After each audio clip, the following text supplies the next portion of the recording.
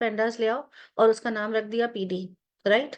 अच्छा, अब पीडी तो चाहिए ही चाहिए हमें, पीडीज में क्या चाहिए, हमें सीरीज चाहिए। तो हमने सीरीज को यहाँ पे सीरीज को बुला लेंगे तो हम सारे फंक्शंस जो है उसी तरीके से परफॉर्म कर सकते हैं। यहाँ पे इसने इसको डिफाइन कर दिया 2468, और उसके बाद डीएस को प्रिंट कराया कि डेटा स्ट्रक्चर, डेटा सीरीज में क्या करो, एक और वेरिएबल बनाया और उसके अंदर DS1 को DS2 से प्लस करा दिया। तो यहाँ पे अगर हम इसको देखें तो बहुत सिंपल वे में, जिस तरह से हम एरेस को प्लस माइनस मल्टीप्लाई कराते हैं, ये सीरीज को प्लस करा रहा है, फिर माइनस करा रहा है, फिर मल्टीप्लाई करा रहा है एंड देन डिवाइड करा रहा है। ये तो बहुत सिंपल सा है ना।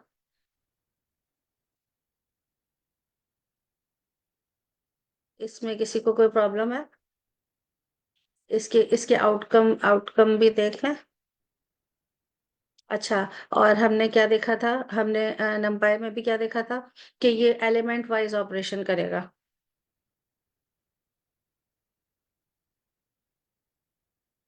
जैसे कि फर्स्ट का आंसर 2+1 3 है, दूसरे का आंसर 4+3 7 है। यहाँ पे किसी को कोई प्रॉब्लम है? अगर समझ में आ गया तो चैट में लिख दो, आगे चलते हैं। आई थिंक ये काफी आसान है।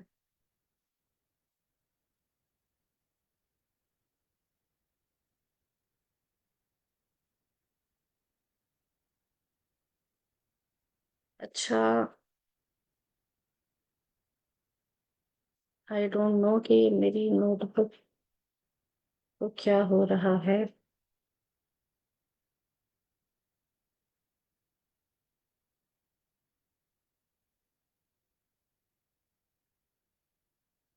मुझे 1 मिनट देना प्लीज।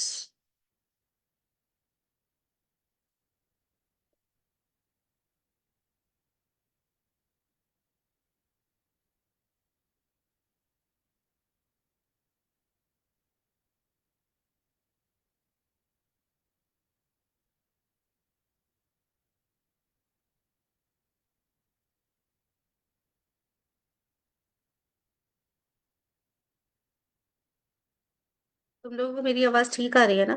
आज इतना सन्नाटा क्यों है क्लास में? जी आपके मैम, पास आ ठीक आ रही रही है। है। चलो ठीक है, जबरदस्त हो गया।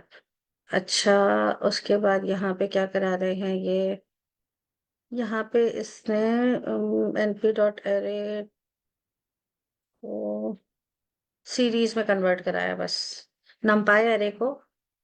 फिर ये सीरीज में लाने के लिए क्या किया, पहले एक नमपाई एरे बनाया। पहले हमने नमपाई को भी ले आए, पेंडास को भी ले आए। उसके बाद हमने एक नमपाई एरे बनाया और उसके बाद हम उसको PD.सीरीज में ले गए। अब क्या हो गया, पहले नमपाई में जो फंक्शंस हम अप्लाई नहीं कर सकते थे, जो कि पेंडास के पास है, नमपाई के पास नहीं है, तो अब हम उस लिस्ट के ऊपर या एरे के ऊपर वो फंक्शंस अप्लाई कर सकते हैं। हम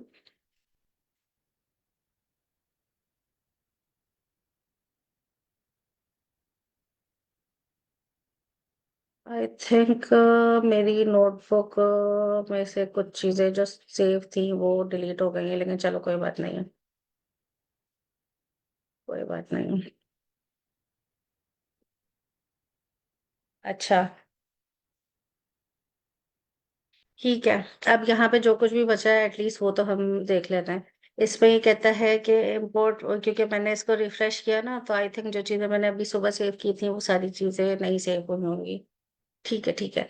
सीरीज का एक और अगर यहाँ पे, यहाँ तक तो चीजें समझ में आ रही होंगी। यहाँ पे वही इसने जो है एरे दिया, उसके बाद क्या किया, सीरीज 1 करके DS1 प्रिंट करा दिया कि DS1 में क्या पड़ा है, फिर ये DS2 को प्रिंट करा रहा है। फिर कह रहे कि अगर कंपेयर कराना हो तो किस तरीके से कराएंगे, DS1 और ये वाला साइन जो हम काफी दफा देख चुके हैं, जिसमें हम ये कहते हैं कि अगर ये चीज इसके बराबर है, और फिर ग्रेटर देन का साइन और लेस देन का साइन। तो ये किस तरीके से कराया इसने, यहाँ पे कंपेयर हो रहा है, यहाँ पे तो सिर्फ इसने इसको वो कराया, प्रिंट कराया, और यहाँ पे कंपेयर हो रहा है।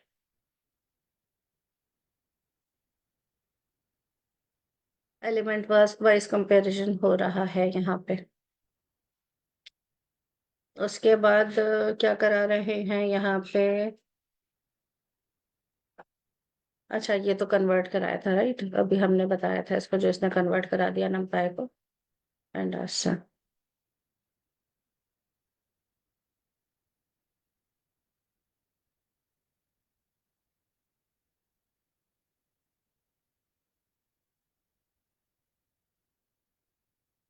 अच्छा, अब यहाँ पे हम ये देख रहे हैं कि हमने 1 2 3 की एक लिस्ट है, उसको इंडेक्स डिफाइन कर दिया ABCDE करके। तो यहाँ पे हमने क्या किया, उसको ABCDE करके हम ये देख रहे हैं ओरिजिनल डेटा सीरीज को इसने इंडेक्स दे दिया है। और अगर फिर हम उसको री इंडेक्स करना चाहें, तो यहाँ पे हमने एक डिफरेंट वे में यहाँ पे दे दिया है BACDE। तो इससे हम ये समझ सकते हैं कि फॉर एग्जांपल हमें किसी कॉलम्स के नाम डालने हैं, हमें किसी रोज के नाम डालने हैं, कॉलम के तो नहीं, अभी तो हम सीरीज पे है ना। तो अभी हम रोज के अगर नाम डालना चाहें तो इस तरह से उसको नाम डाल सकते हैं। समझ में आ रहा है यहाँ तक? कोई प्रॉब्लम तो नहीं है? सिंपल है ना? मैम ये री इंडेक्स हम किस लिए करते हैं? री इंडेक्स क्यों करते हैं? फॉर एग्जाम्पल तुमको डेटा मिला कोई, और उस पे अगर तुमने कोई इंडेक्स नहीं डाला हुआ, तो वो बाय डिफॉल्ट उसको जो है वो इंडेक्स दे देगा, लाइक 0 1 2 3 करके इंडेक्स दे देगा। वो भी अभी हम देखते हैं आगे, शायद कहीं आई थिंक अगर उसमें इसमें वो बचा हो तो होगा। और अगर मैं ये कहूँ कि रोज के नाम रख दो, तो इस रो का नाम फॉर एग्जाम्पल रख दो लेवल 1, उस रो का नाम रख दो लेवल 2 3, इस तरह से करके इसका नाम हो जाए। और जो इसके कॉलम्स हैं, उसके कॉलम्स के अंदर एथलीट का नाम आ जाए, और एज आ जाए, लोकेशन आ जाए, गेम आ जाए, तो फिर हम उसको री इंडेक्स कर देंगे। सिंपल। समझ में आ रहा है? हो सकता है मुझे आसान लग रहा हो, लेकिन तुम में से किसी को मुश्किल लग रहा हो। अगर मुश्किल लग रहा हो तो बताना। समझ में जहन में आएगी सर, बात? जहन में एक क्वेश्चन चल रहा है कि अगर हमारे पास 100 रोज का डेटा हो या 1000 रोज का डेटा हो तो उसमें हम इस तरह री इंडेक्सिंग फिर किस तरह करेंगे? अगर हम अच्छा, खुद ही मतलब वो, जी जी, बोलो बोलो बोलो। अगर हम खुद से इंडेक्स डालेंगे तो हम किस तरह डालेंगे? ये या तो किसी मतलब अरे को वो असाइन करेंगे, या वन बाय वन तो नहीं हो सकता, पॉसिबल ही नहीं है मैम। तो हम्म इस हवाले से मेरा क्वेश्चन था कि ये क्यों हम करते हैं और किस पर्पज के लिए? कोई एग्जाम्पल अगर हो तो अच्छे से समझ में आ जाएगी ये हाँ बात। हाँ हाँ, that's a intelligent question. Of course ये चीज मैं भी सोचती थी, और मैंने जब सोचना शुरू की थी कि जब मुझे डेटा मिलना स्टार्ट हो गया था, कि ऑलरेडी तो डेटा के ऊपर सारी चीजें जो है वो डिलीवरी ही होती हैं। अच्छा, अब जैसे हम टाइम सीरीज का डेटा ले लें, या हम अगर वर्ड के ऊपर काम कर रहे होते हैं, हम देखते हैं कि 1 अगर हमने डाला तो 2 खुद ब खुद, जब हम एंटर प्रेस करते हैं तो 2 खुद ब खुद आ जाता है। तो कुछ फंक्शनैलिटी इसमें भी ऐसी होती है कि जैसे अगर हम एक सेल में, वो भी हम आगे देखेंगे, एक सेल में टाइम डाल दें, तो ये बाकी के सेल्स में खुद ब खुद जो है वो टाइम आ रहा होता है, अगर हमने उसमें टाइम सीरीज को ऐड करना। अदरवाइज हम सर्च करते हैं जब प्रोजेक्ट्स कर रहे होते हैं कि टाइम सीरीज का ही डेटा हमें मिले, तो हमें टाइम सीरीज का बना बनाया डेटा मिलता है। अब फिर वो क्वेश्चन वहीं के वहीं रहता है कि फिर हम ये क्यों कर रहे हैं? तो बेसिकली वही सेंटेंसेस बनाने के लिए, अच्छा, सेंटेंसेस को बनाने के लिए भी और सेंटेंसेस की प्रॉब्लम को समझने के लिए भी थोड़ा सा बेसिक्स को समझना ज़रूरी होता है। मैं तो बहुत ज़्यादा बेसिक्स में जा भी नहीं रही, लेकिन थोड़ा सा अगर हम बेसिक्स को समझे हुए होते हैं, और वहाँ पे हमने छोटी-छोटी चीज़ों पे छोटे-छोटे फंक्शंस लगा के देखे हुए होते हैं, तो बड़ा सारा डेटा जब हमारे पास आता है, तो हमें चीज़ें पता होती हैं कि अच्छा यार, इस डेटा में ये प्रॉब्लम आ गई है। तो अगर हम यहाँ रो ऐड करके देखें, रो का इंडेक्स ऐड करके देखें, इंडेक्स का नाम ऐड करके देखें, तो फिर हम जब डेटा स्प्लिट कर रहे होंगे तो हमें आसानी होगी। कॉलम ऐड करके देखें, 2 कॉलम्स निकाल के देखें, अगर बैलेंस डेटा नहीं हो रहा है तो यहाँ पे कुछ कॉलम्स हैं जो एक्स्ट्रा हैं, अगर उनको हटा दें तो बैलेंस हो जाएगा। उसके बाद जब एग्जीक्यूशन करेंगे तो आसानी हो जाएगी। तो बेसिकली हम अपने अपने दिमाग के अंदर कुछ-कुछ चीज़ों को ऐसे एब्ज़ॉर्ब कर रहे हैं कि जब हम प्रैक्टिकली काम कर रहे हों, तो हमें उसके लिए आसानी हो। आई होप कि तुम्हें बात समझ में आई होगी। और कनेक्शन समटाइम्स जो है ना, जब हम कॉम्प्लेक्स किसी स्टडीज की तरफ जा रहे होते हैं ना, तो हमें बहुत स्कैटर्ड किस्म का जो है वो इंफॉर्मेशन और नॉलेज मिल रही होती है। तो उस वक्त अगर चीज़ें थोड़ी सी समझ में नहीं भी आ रही ना, तो स्टे ऑन सब्जेक्ट से रहना चाहिए, क्योंकि आफ्टर 3 वीक्स जो है आप कनेक्शंस जब बनाना शुरू करते हैं ना, अच्छा, इसका मतलब ये है, जैसे अभी क्लास में उस दिन एक बहस हो रही थी कि ये वाले जो टर्मिनोलॉजीज है इतनी ज्यादा मुश्किल है, और अगर आप इस वक्त यूज करो तो इसको अगर हम बाद में देखेंगे तो कंफ्यूज होंगे।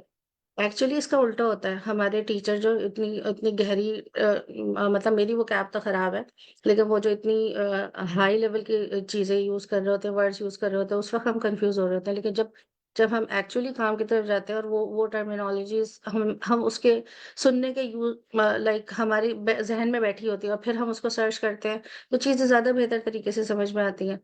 लेकिन still I want it to be clear and precise and simple as possible. फिर भी अगर कोई क्वेश्चन हो तो कर लेना, ठीक है। अब ये कहता है यहाँ पे फिर दोबारा एक सीरीज बना रहा है, और सीरीज बना के क्या कहता है, अच्छा, हम जब इंशाल्लाह वो पढ़ेंगे, लिनक्स पढ़ेंगे, तो आज ही मैंने ये चीज एक्सप्लोर की है। आ जाओ कि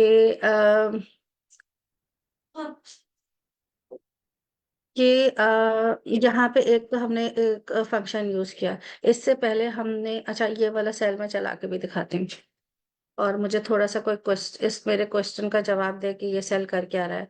यहाँ पे पहले मैंने इसको चलाया, और ये वाला साइन है, इसको शायद इस साइन का नाम मैं भूल गई हूँ। अच्छा, बताना, साइन का नाम बताना क्या है। टिल्ड। क्या? टिल्ड। टिल्ड हम लोग नॉर्मल इसको बोलते हैं। ठीक है, इसका इसका फंक्शन फिर देन हम परसेंटेज देखेंगे लिनक्स में, और हम नॉट इक्वल टू देखेंगे। तो लेकिन यहाँ पे ये क्या काम कर रहा है यहाँ पे, इसके साथ मैंने अभी सेल चलाया, तो देखो ये वाला जो है आंसर आया, और मैं तुम लोगों को लिस्ट भी दिखाती हूँ कि हमारी लिस्ट में क्या था। फर्स्ट लिस्ट में हमारे पास 1 2 3 4 5 है, दूसरी में हमारे पास सारे इवन नंबर है, 2 4 6 8 और 10। तो यहाँ पे इसने क्या किया, 1 3 और 5 को प्रिंट कराया। Items of SR1 not present in SR2। ये क्या करा रहा है, SR1 में जो आइटम्स हैं जो SR2 में प्रेजेंट नहीं है, तो वो इसने प्रिंट करा दिया। और अगर हम इसको हटा दें, सेम इस वाले सेल को एज इट इज छोड़ दें, और इसको चला दें, तो अब ये क्या कर रहा है,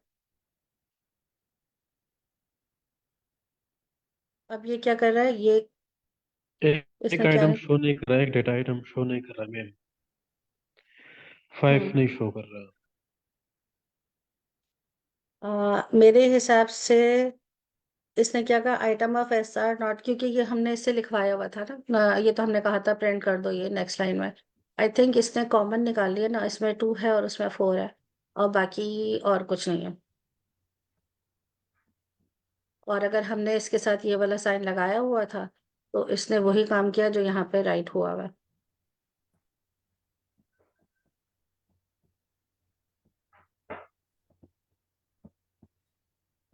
और यहाँ पे लगा देते हैं, इस दिन का फंक्शन लगाया, इस दिन के फंक्शन से जो है हम ऐसे इसको सॉर्ट कर सकते हैं, सिंपल।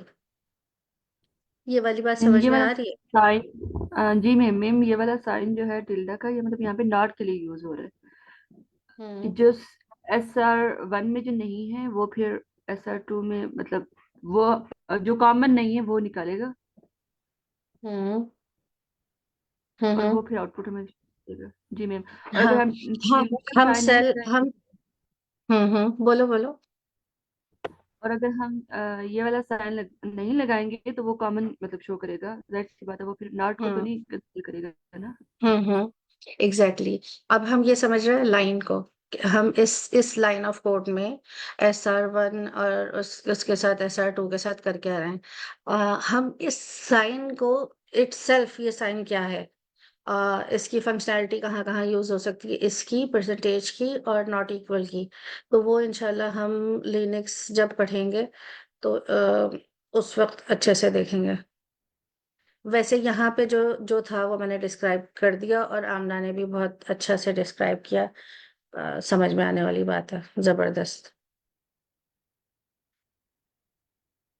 अच्छा, अब क्या कहता है, ये कहता है कि नंबर सीरीज एक इसने वेरिएबल डिफाइन किया, जिसमें अब ये क्या कह रहा है कि रैंडम नंबर जनरेट कर दो, इसको 10 के अंदर ही नंबर जनरेट करना, और उसके बाद इसका साइज रख लो 40।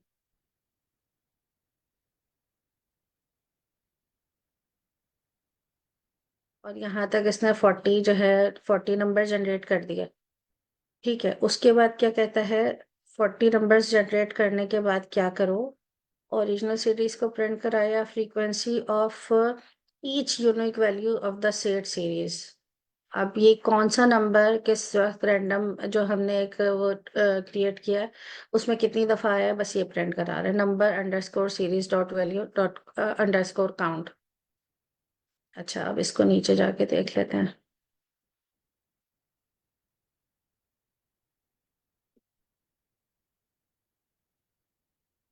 अच्छा, यहाँ पे frequency of each unique value of set series, कि ये जो ये वाले नंबर्स हैं 0 4 5 9 8 7 2।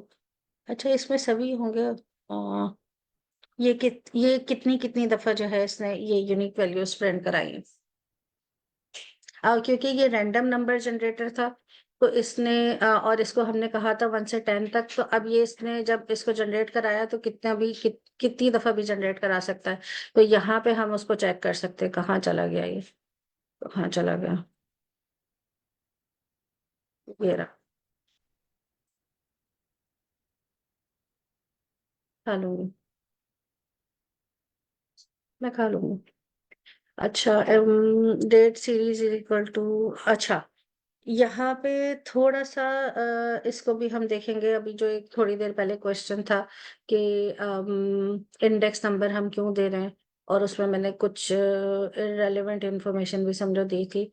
लेकिन यहाँ पे देखो कि ये हमने एक सेल हम रन करते हैं, इसमें हमने डेट्स, एक सीरीज को हमने डिफरेंट डेट्स दे दी।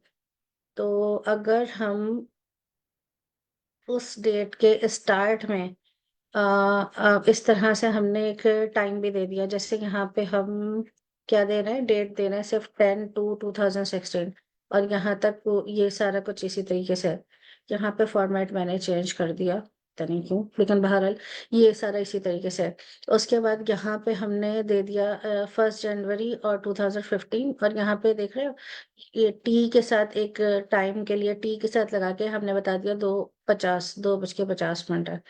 तो यहाँ पे नीचे जो है वो दोबारा ये टाइम प्रिंट करा रहा है। और अगर हम इसको हटा दें, अगर तो हम बल्कि ये, हाँ, इसको हटा के देखते हैं। अगर हम इसको हटा दें तो फिर ये सीधा सीधा इसको प्रिंट करा देगा। फिर अब आगे के जितने जितने भी डेट्स थी उसके साथ उसका टाइम प्रिंट करा दिया था। अब ये फंक्शनल नहीं था, जब हम इसके लिए आगे और कोड करेंगे तो फिर इसको फंक्शनल भी बना सकते हैं।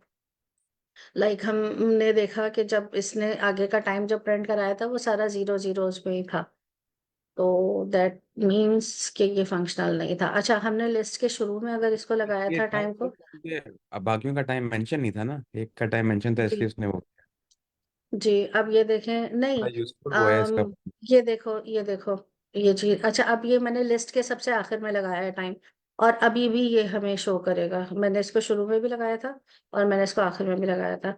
अब ये देखो कि यहाँ पे ये टाइम मैंने यहाँ पे 11:20 दिया है ना, तो यहाँ पे 11:20 आ रहा है, लेकिन बाकी सारी जगह 00 ही आ रहा है। तो वो हमें फायदा नहीं है कि हम डेटा के अंदर जाके हर टाइम को चेंज करें। अगर यहाँ पे आ रहा है तो इसको हम फंक्शनल, आई एम श्योर कि हम इसको फंक्शनल बना सकते हैं। इस सारे में जो है, जब जब हम बड़े डेटा के ऊपर काम कर रहे होंगे, तो हम जब भी एंट्री करेंगे, अगली एंट्री करेंगे, तो जो टाइम होगा ना उस वक्त, उस टाइम वो खुद ब खुद टाइम अपडेट हो रहा हो। जैसे कि फॉर एग्जांपल हमने शुरू में बात की थी वेदर वेदर फोरकास्ट की, हम बात करते हैं स्टॉक मार्केट की, जो ये हम रिग्रेशन के मॉडल्स होते हैं, जिसमें हमने जैसे ही वेदर में चेंजेस होता है तो वो ये देख के नोट कर लेता है कि वो 6:30 पे फॉर एग्जांपल वेदर चेंज हुआ, बारिश स्टार्ट हुई, तो वो आपको टाइम शो कर रहा होता है ना। तो हमें डेटा में हम नहीं डाल रहे होते, वो खुद ब खुद ही हो रहा होता है। तो मैंने इस पे ही बात की है कि ये सारा भी 00 आ रहा है, लेकिन इसको हम फंक्शनल बना सकते हैं। और sometimes, most of the times जब हम किसी भी मॉडल को ट्रेन कर रहे होते हैं, जो हमें डेटा सेट मिलता है वो टाइम सीरीज पे ट्रेंड होता है। फंक्शनल होता है बेसिकली। समझ में आ रही है? ज्यादा कोई हैवी तो नहीं हो रहा है? No ma'am. मैम, मुझे ये बात पूछनी थी यहाँ पे, जैसे आपने एक का टाइम, एक डेट के साथ जो टाइम मेंशन किया तो बाकी में जीरो आ गया, मतलब ये बिल्कुल ऐसे ही है जैसे मीन के एक तरह से एक कॉलम ऐड हो रहा है, मतलब आप अगर एक अलग से टाइम की वैल्यू वो कर रहे हैं तो ये कॉलम ऐड हो रहा है, तो बाकी कॉलम में क्योंकि उसकी बाकियों के लिए वो क्योंकि मेंशन नहीं है टाइम, तो वहां पे वो जीरो आएगा, तो जिसके लिए मेंशन है बस उसका टाइम शो होगा, राइट? हाँ, अभी तक तो ऐसा ही है, लेकिन जो है हम आगे देखेंगे कि हम एक जगह टाइम डालेंगे और बाकी जगह भी टाइम खुद ब खुद। एक जगह टाइम डालेंगे, अगर टाइम सीरीज का डेटा उठाते हैं तो वहाँ तो टाइम डालेंगे भी नहीं, सिर्फ हम एंट्री करेंगे तो हमारे पास जो है वो टाइम मेंशन हो रहा होगा कि हमने इस टाइम एंटर किया। फॉर एग्जाम्पल हम इसकी एग्जाम्पल बहुत सिंपल सिंपल चीज़ों से ले सकते हैं। जैसे हम व्हाट्सएप पे जाते हैं, वहाँ पे हम कोई भी मैसेज करते हैं तो वहाँ पे टाइम मेंशन हो रहा है कि ये मैसेज हमने 12:13 पे किया है। तो कौन से डेटा पे ट्रेंड होगा वो? उसके साथ टाइम सीरीज लगा हुआ होगा ना। बिल्कुल इसी तरीके से अब मैं हर दफा जाके मैनुअली थोड़ी एंटर करूंगी कि भाई अब मैंने इस टाइम पे, इतने लाखों करोड़ों लोग थोड़ी बैठ के हमारे मैसेजेस को जो है वो टाइम को उसको मेंटेन कर रहे होंगे, ये तो ऑटोमेटेड होता है ना। और ये हम देखेंगे, ये बहुत मजेदार चीजें हैं। अच्छा, यहाँ पे थोड़ा सा अब यहाँ पे अब हम स्टार्ट करते हैं पेंडास को, पेंडास के डेटा फ्रेम को। अभी तक हम सीरीज के ऊपर चीजें देख रहे थे। यहाँ तक कोई चीजें अगर ना समझ में आई हो तो किसी का कोई क्वेश्चन हो, बस फिर हम उसके बाद डेटा फ्रेम स्टार्ट मैम बस करते हैं वो। एक चीज क्लियर कीजिएगा, ये जो अभी आप कह हम्म रही है खुद ब खुद लेगा, ये समझ नहीं आ रही ये बात। यानी हम कोई फंक्शन कॉल करेंगे बेसिकली, तो फिर ये खुद ब खुद थोड़ी होगा।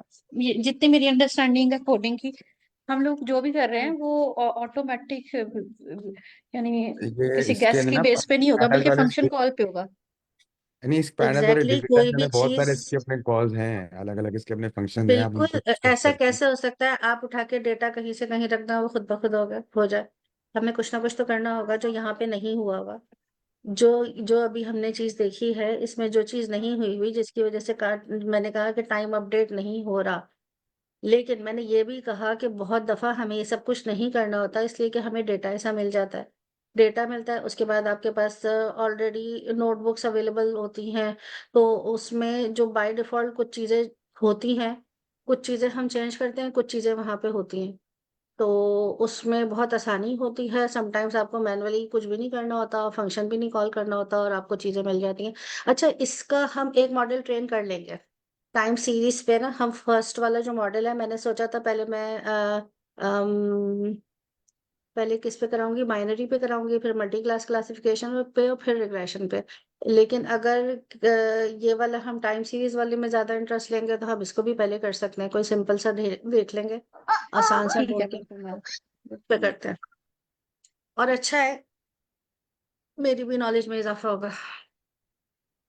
अच्छा ठीक है, अब हम इसकी तरफ पेंडास की तरफ जा रहे हैं, डेटा फ्रेम की तरफ। तो अब ये देखो कि पहले हमारे पास सीरीज थी तो हम लिस्ट दे रहे थे। अब हमारे पास डायमेंशन ज्यादा हो रही हैं, कैसे? अब हमारे पास रोज तो पहले भी ज्यादा थी, लाखों भी हो सकती थी।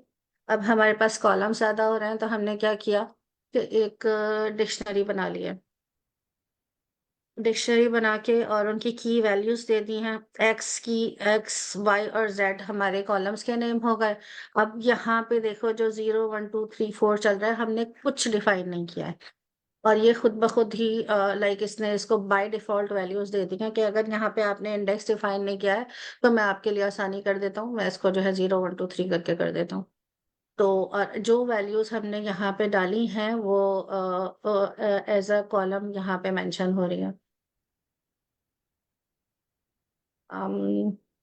It is simple, I think समझ में आ रहा है ना? ये तो अब डिक्शनरीज डिक्शनरीज से सब वाकिफ होंगे जिन लोगों ने भी बेसिक पाइथन के कोर्सेज किए हुए हैं। तो अगर मतलब अच्छे से हम चीज़ों को देखें तो सबसे ज़्यादा टाइम हमारा डिक्शनरी ही ले जाता है। डिक्शनरी के फंक्शंस ही बहुत ज़्यादा हैं और उसको हम यूज़ भी काफ़ी ज़्यादा करते हैं। तो अब यहाँ पे अगर हम देखें कि हम यहाँ पे किस तरीके से कर रहे हैं, यहाँ पे इसने खुद से एक यहाँ पे एक सिंपल वे में बताया, और फिर यहाँ पे एक डिक्शनरी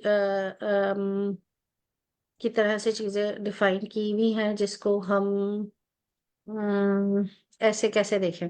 ये देखो, ये भी उसी तरीके से पहले इसने सालों के नाम दे दिए। चेंज ये है, नाम देने के बाद उसके बाद इसने कॉलम्स के नाम यहाँ पे रख दिए, और कॉलम्स के नाम जो है वो भी की वैल्यू पेयर में ही है।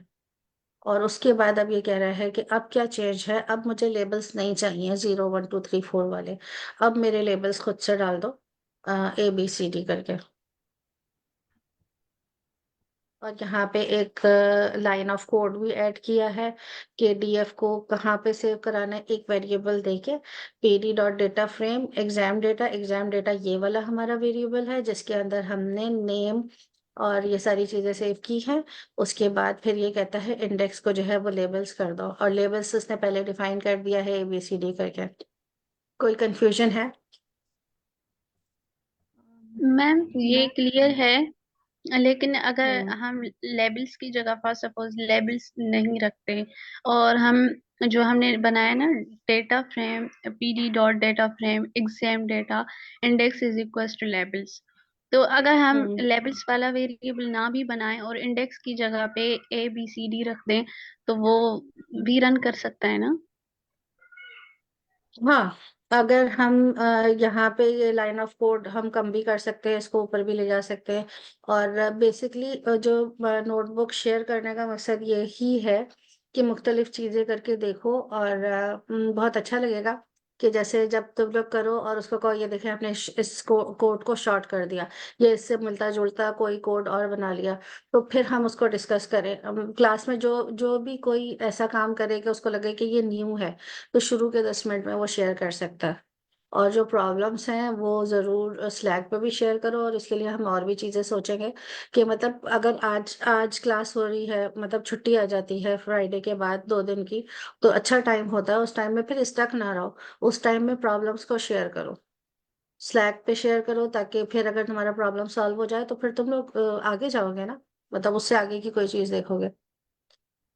तो ये ट्राई करना, ये ट्राई करके मुझे दिखाना कि जो तुम कह रहे हो उसको उसको करके फिर मुझे दिखाओ कि कैसे किया।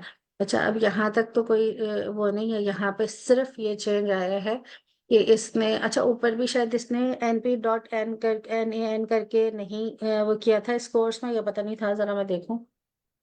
नहीं हैगा।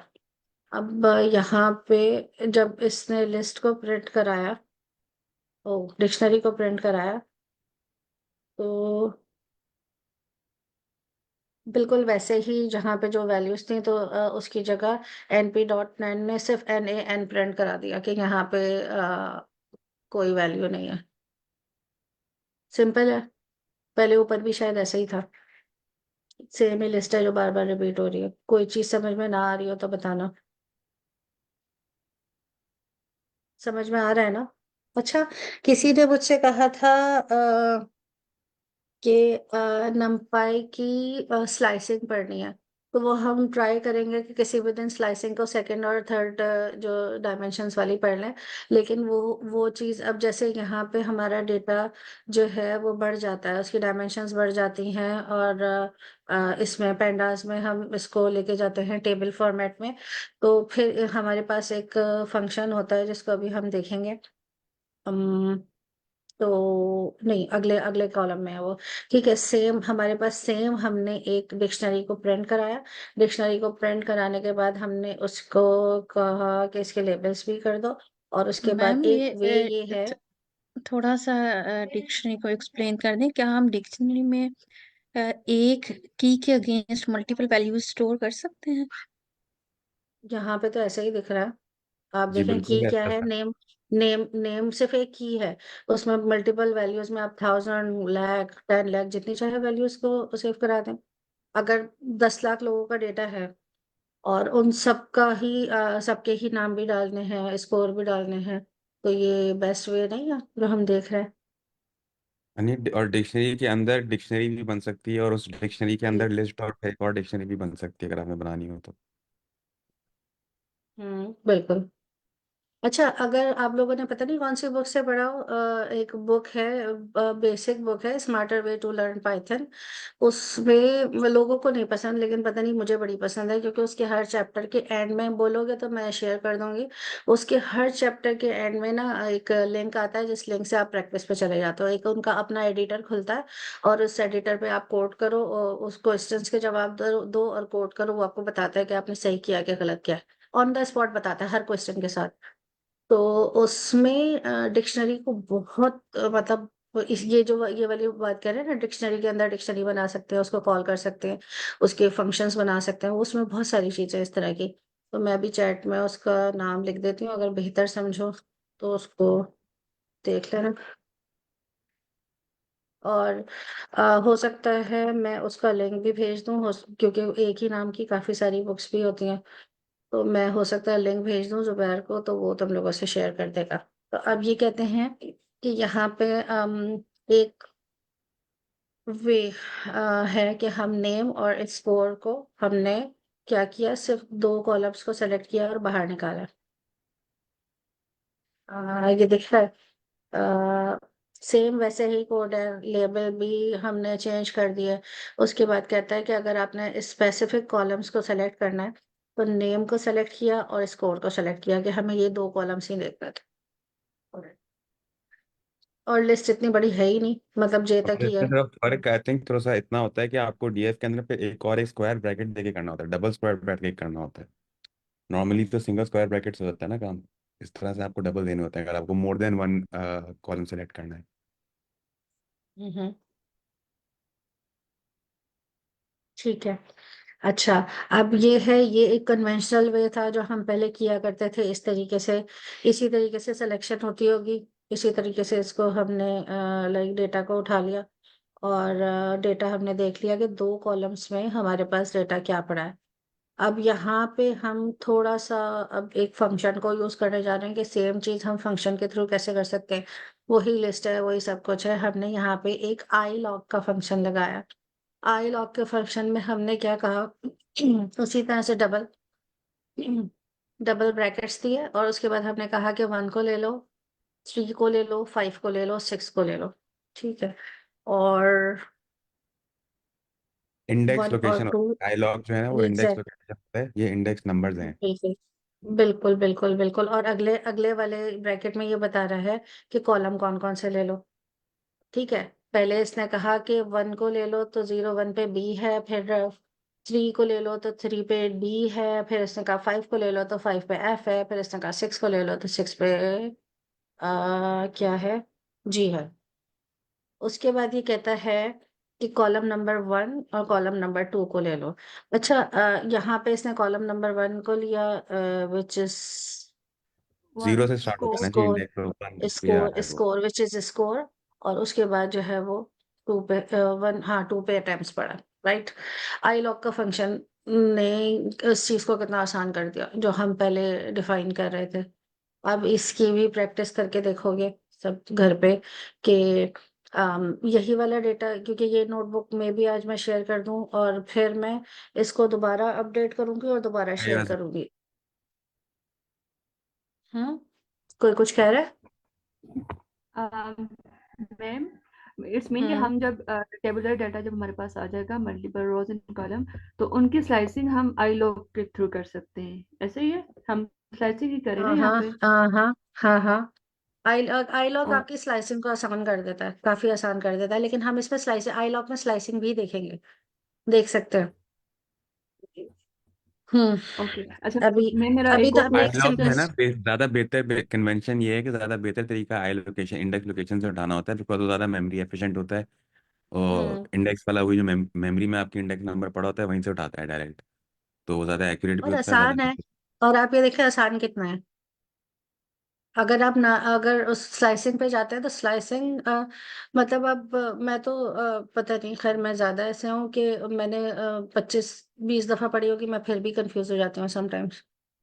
लेकिन आई लॉग बहुत आसान है यूज करना, काफी इजी है। और जितनी चीजें हमारे पास आगे आ रही हैं, numpy हमारे पास था तो हमें ज्यादा फंक्शंस चाहिए थे, और ज्यादा चीजें चाहिए थी, तो हमारे पास pandas आ गया। चीजें और ऐड हो गई, इसके बाद और चीजें होंगी, तो हम ज्यादा आसान चीजों की तरफ जाने वाले हैं। देन फिर सिंपल सिंपल सी चीजें और ऐड हो रही हैं इसमें। इसमें हम क्या कर रहे हैं, हमने ये सेम ही सारा काम सेम किया, और उसके बाद हमने क्या किया है, बीएफ को अटेम्प्ट्स वाला हमारा कौन सा था, एक एक मिनट रुक जाओ।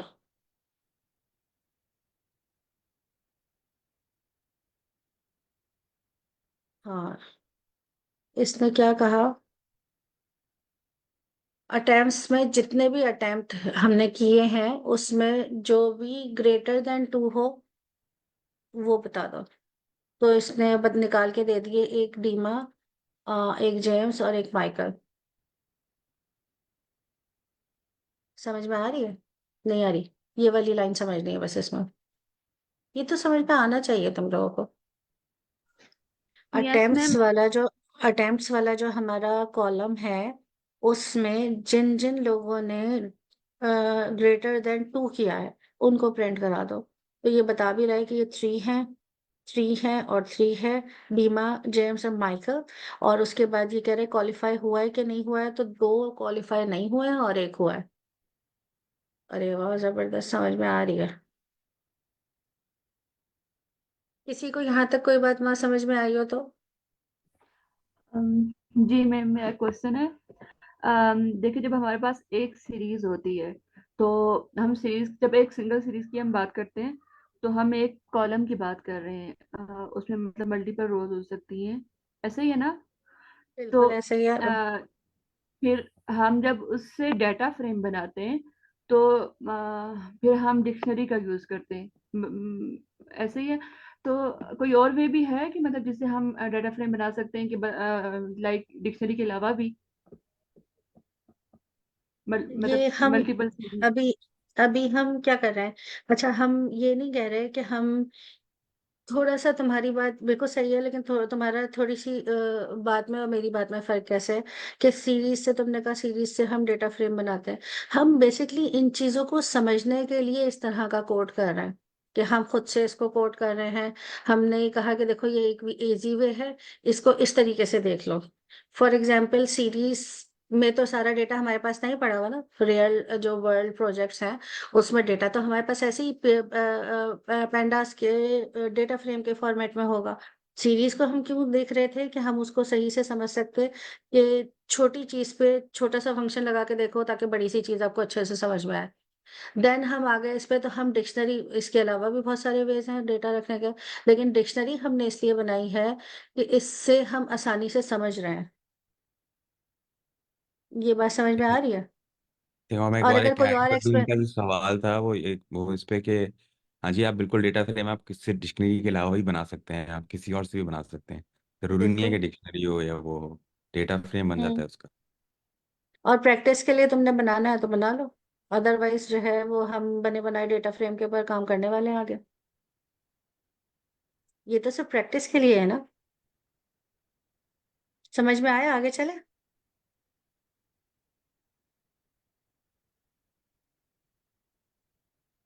Yes ma'am. यहाँ पे फिर दोबारा एक डेटा फ्रेम जो है उसमें डिक्शनरी में ही बना हुआ है। अच्छा, फिर ये मैंने पहले थोड़ा सा अपडेट किया था इसमें, जैसे सिर्फ एज को इसने निकाल के देखा है। फिर एज में इस ये एक छोटा सा डेटा फ्रेम है। नहीं, आई थिंक ये मैंने कोई टाइटैनिक का डेटा फ्रेम उठाया है यहाँ पे, नहीं। हाँ, ये खुद से बना हुआ है, ये ऐसे बनाया है। इसमें एज 22, 35, 58 है। उसके बाद इसने कहा कि इसमें से एज निकाल दो। फिर इसने कहा इस एज में से जो मैक्सिमम एज है वो निकाल दो। तो इसने इसको 58 दे दिया। फिर उसके बाद इसने कहा कि डेटा डिस्क्राइब कर दो, ये डिस्क्रिप्शन इसकी दे रहा है। अच्छा, अब हम एक एक्चुअल डेटा को थोड़ा सा देखें, या आई थिंक 8 मिनट बचे हैं, तो बाद में देखें, स्टार्ट करें इसको, थोड़ा सा स्टार्ट कर लेते हैं, आई थिंक 8 मिनट बहुत होता है। तो वो डिस्क्राइब तो समझाएं। हाँ, डिस्क्राइब समझना है, समझो, गुड हो गया। मैंने तो समझा, मैं इसमें ख्याल बाद में वो समझाएं। आपने समझा हुआ है, आप समझाएं। नहीं, मैं क्या दूंगा? चलो मैं समझा देता हूँ फिर। ओ, हाँ समझा दे, इसमें क्या है, चला दिया हमने। बेसिकली ये डिस्क्राइब जो है ना हम लोग यूज़ करते हैं जब अपना डेटा को, आपका जब पूरा डेटा सेट आता है तो उसको आपने मोटी मोटी उसकी आपने प्रॉपर्टीज अगर देखनी हो कि भाई क्या उसकी प्रॉपर्टीज हैं, जिसमें से फॉर एग्जांपल मीन होता है जिसको आप समझ लें कि एवरेज, आपने कहा कि जो वैल्यूज की मेन एवरेज है वो क्या है, तो इधर एक्स कॉलम की जो मेन एवरेज है वो 85 आ रही है। फिर काउंट जो है कि वो बेसिकली उसमें कितनी वैल्यूज हैं टोटल, उसमें उनका काउंट क्या है, लाइक मतलब 10 वैल्यूज पड़ी हुई हैं, 20 वैल्यूज पड़ी हुई हैं, तो वो काउंट बता रहा है। फिर एसटीडी जो है वो स्टैंडर्ड डिविएशन होता है।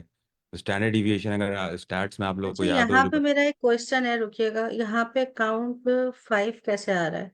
यहाँ पे सिर्फ 2-3 वैल्यूज पड़ी हैं, तो आप ये कह रहे हैं काउंट 5 आ रहा है। पूरे डीएफ की बात हो रही है ना, पूरा ऊपर पूरा डेटा फ्रेम देखा है ऊपर डेटा फ्रेम मैंने आपको दिखाया था, ये देखा, ये रहा। आप? हाँ हाँ, ऊपर करें थोड़ा। नहीं ऊपर अच्छा इसको। ये हम रियल रियल डेटा में अभी हम इन सब चीज़ों को डिस्कस करने वाले हैं। बहरहाल अभी हम एक डेटा उठा रहे हैं और उसको हम सारी ईडीए करके देखेंगे, उसकी इन्फो में भी जाएंगे, उसके डिस्क्रिप्शन में भी जाएंगे। अच्छा, अब यहाँ पे एक सिंपलेस्ट वे जो पहले भी आप लोगों ने शायद किया हो, और अगर नहीं भी किया हो तो प्लीज़ मुझे चैट में ज़रूर बताइएगा कि डेटा किस किस तरीके से आप लोगों ने लिया हुआ है। लाइक अगर आप कोलैब पे काम कर रहे होते हो तो कौन कौन से वेज हैं डेटा को कोलैब तक लेके आने के।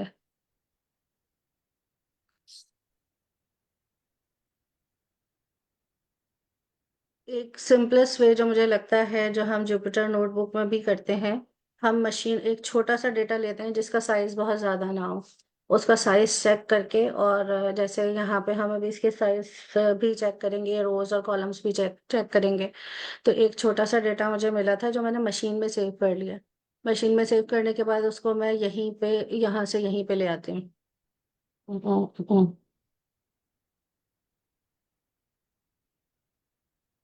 ये रहा।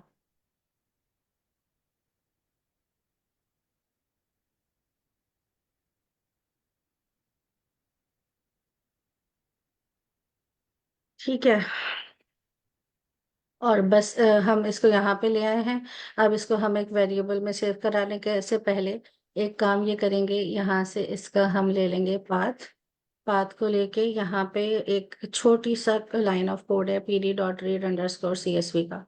और इसके बाद एक हमने क्या करना है, पैरेंथेसिस को लेना है, पैरेंथेसिस को लेके और यहाँ पे हमने डेटा, अपना डेटा का पाथ दे देना है और इसको रन कर देना।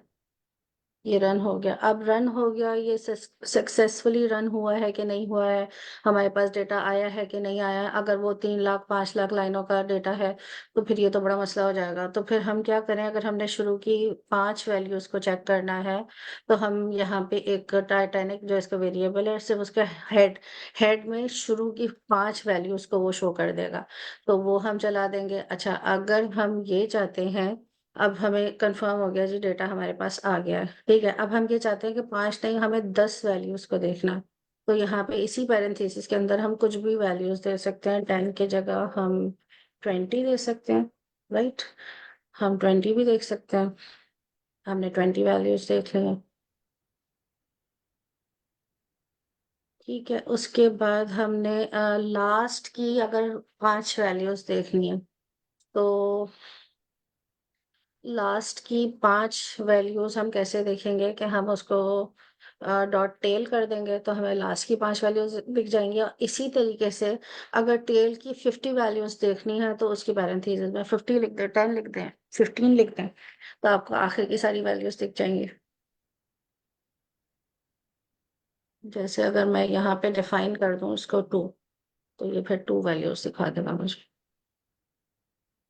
यहाँ तक किसी को कोई बात? अच्छा, डेटा को इस तरह से लेके आना थोड़ा आसान लगता है, लेकिन हम इसके डिफरेंट वो देखेंगे, एस्पेक्ट्स देखेंगे कि किस किस तरीके से हमें डेटा को लेके आना होगा। जैसे इसके बाद हम देखेंगे कि केगल से, इंशाल्लाह इस क्लास में नहीं, नेक्स्ट क्लास में हम ये देखेंगे कि केगल से डेटा कैसे लेके आएंगे हम। अच्छा, ये हेड चेक कर लिया, ये हमने टेबल चेक कर ली। अच्छा, अब यहाँ पे ये इसको डेटा टाइप्स बता रहा है कि कौन से कॉलम की डेटा टाइप क्या है।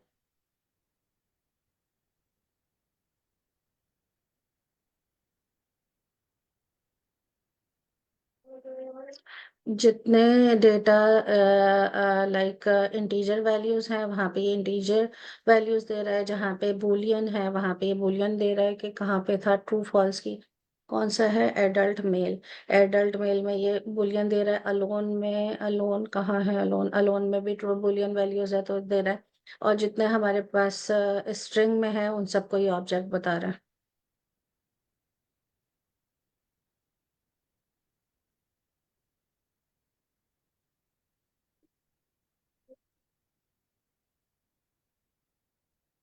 अच्छा, बस यहाँ तक। इसके बाद ये मेरी जो नोटबुक है ये वैसे अपडेट नहीं है जिस तरीके से होनी चाहिए नीचे, बस ये ऐसे ही। और इसके बाद वाली कहानी हम इंशाल्लाह देखेंगे। यहाँ पे बस ये थोड़ा सा इस तरह से किया है कि इसने एक वेरिएबल बनाया, को बना के, और उसके बाद ये कह रहा है कि टाइटैनिक में से एज जो इनकी लेस ग्रेटर देन 35 है, उन सबको ले लो। तो ये देखो 38, 54, 50 सब ये वाली एजेस इसने ले ली हैं कि जो ग्रेटर देन है। लेकिन अभी हमारा डेटा क्या ईडीए बाकी है, तो वो हम इंशाल्लाह स्टार्ट करेंगे नेक्स्ट क्लास में। और अब तक का जो भी सारा काम है, अच्छा ये देखो मैंने कहा था कि आई लॉग के साथ स्लाइसिंग का ना, तो ये आई लॉग के साथ स्लाइसिंग हुई हुई है। ये समझ में आ रहा है? वहां पे हमने क्या किया था, हमने रोज दे दी थी और उसके बाद हमने कॉलम्स दे दिए थे, तो उसने रोज और कॉलम्स को निकाल लिया था।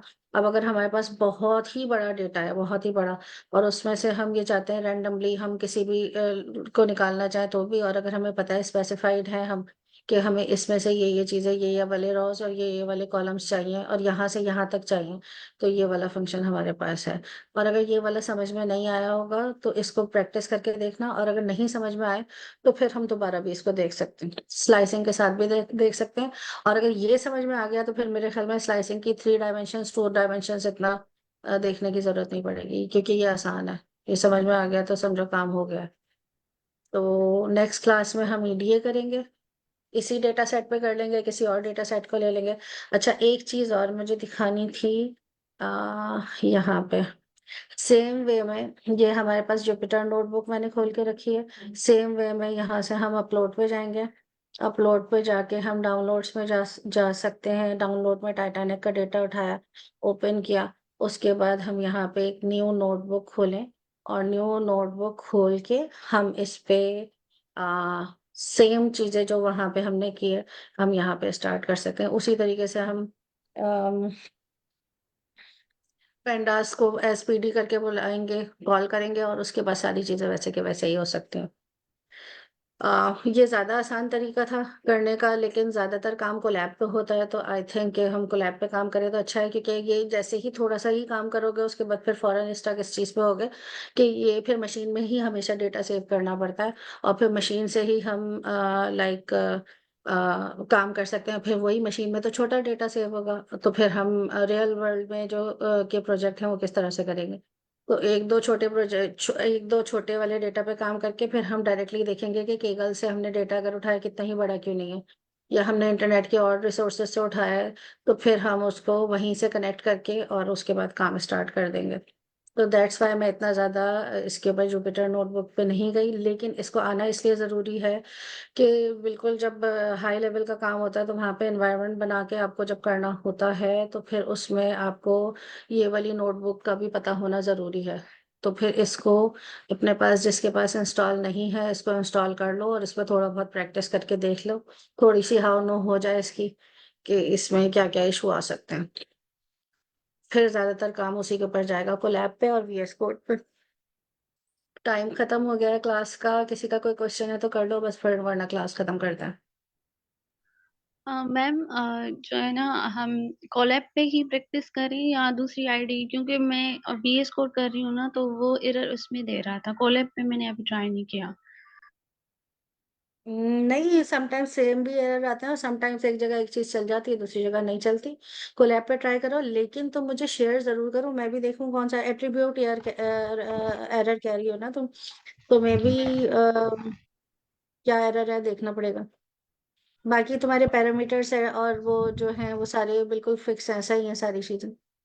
और कोड तुम कह रही हो यस कॉपी पेस्ट किया, तो कोड तो सही होगा, लेकिन प्रॉब्लम आ जाती है समटाइम्स। यस मैम, समटाइम्स वो एरर दे रहा है और समटाइम्स जो है ना टर्मिनल चल भी रहा है लेकिन वो आउटपुट नहीं दे रहा।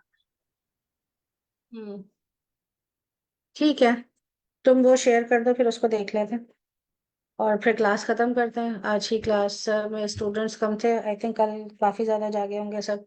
इंशाल्लाह कल की क्लास में अच्छे से हम डेटा को ईडीए अच्छे से करेंगे, सारा टाइम उसी को ही देंगे, उसी के ऊपर बात करेंगे इंशाल्लाह। और थोड़ा सा अपने भी लाइक इसको भी प्रैक्टिस करना और थोड़ा सा ईडीए को भी समझ के आना। ठीक है, ओके मैम, ओके, अल्लाह हाफिज। अल्लाह हाफिज।